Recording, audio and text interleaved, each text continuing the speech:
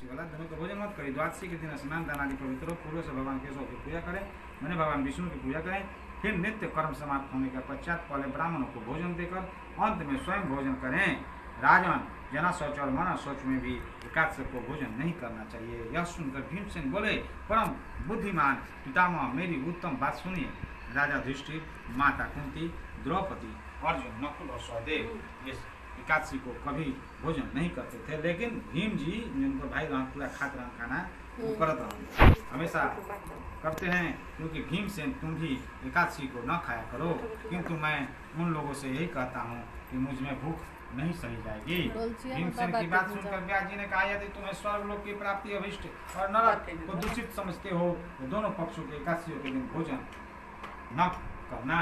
मैंने कृष्ण पक्ष और शुक्ल पक्ष कहे खातिर जे एकादशी के दिन भोजन ना करिए वो स्वर्ग में जाए, मरला के बाद कहाँ जाए? स्वर्ग में। जैसे जरा नरक निकल जाए के स्वर्ग जाए के बाद वो एकादशी के दिन पूजा करे भगवान के। भीमसेन की बात सुनकर व्यास जी ने कहा, हाँ।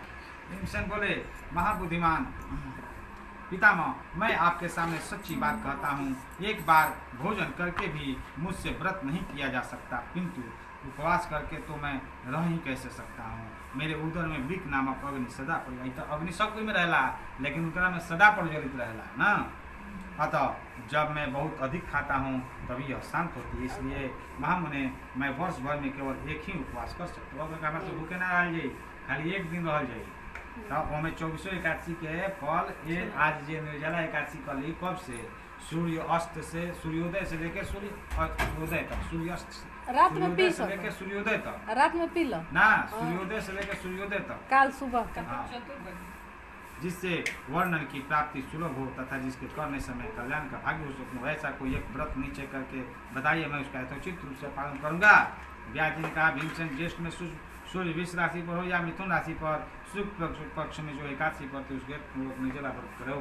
केवल कुल्ला या आचमन करने के लिए मुख में जल डाल सकते हो, उसको छोड़कर किसी प्रकार का जल विद्वान पुरुष मुख में न डाले, अन्यथा व्रत भंग हो जाता है।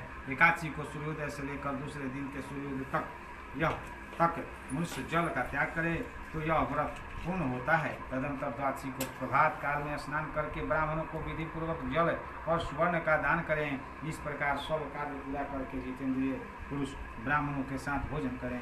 वर्ष भर में जितनी एकादशियाँ होती है उन सब का फल निर्जला एकादशी के सेवन से मनुष्य प्राप्त कर लेता है, इसमें तनिक भी संदेह नहीं है। शंख चक्र और गदा धारण करने वाले भगवान केशव ने मुझसे कहा था, यदि मानव सबको छोड़कर एकमात्र मेरी शरण में आ जाए और एकादशी को निधार रहे तो वह सब पाप से छूट जाता है। एकादशी व्रत करने वाले पुरुष के पास विशालकाय, विकराल आकृति और काले रंग वाले दंड पासधारी भयंकर जमदूत नहीं आते। जो एकादशी करे जिंदगी भर चाहिए, हमेशा चाहिए, तो अभी जमदूत ना आई, विष्णुदूत आई।